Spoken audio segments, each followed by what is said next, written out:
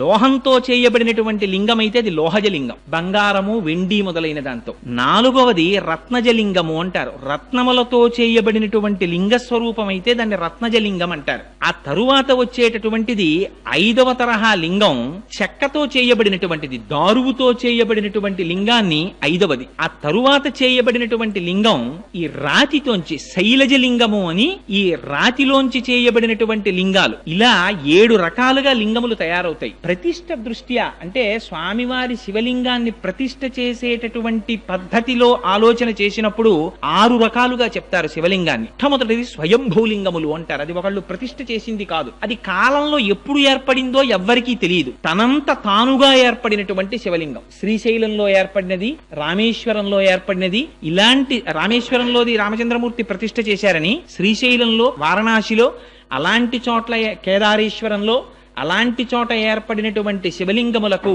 అవి స్వయంభూలింగాలు.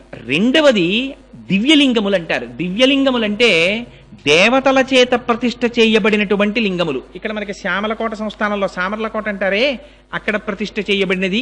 ఇలాంటి వాటిని దివ్యలింగములు అంటారు. ఇవి ఒకదానికన్నా ఒకటి కిందకు ఉంటాయి. మూడవ లింగం ఆర్షలింగములు అంటారంటే మహర్షులు స్థాపించినటువంటి లింగములు.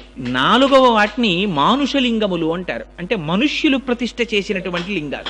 5వది రాక్షస లింగములు అంటారు, అంటే రాక్షసులు కూడా శివలింగాన్ని ప్రతిష్ఠ చేస్తారు, అందుకని వాటిని రాక్షస లింగములు అంటారు. ఆ తరువాత 6వ లింగాన్ని అవి సహజలింగములు అంటారు.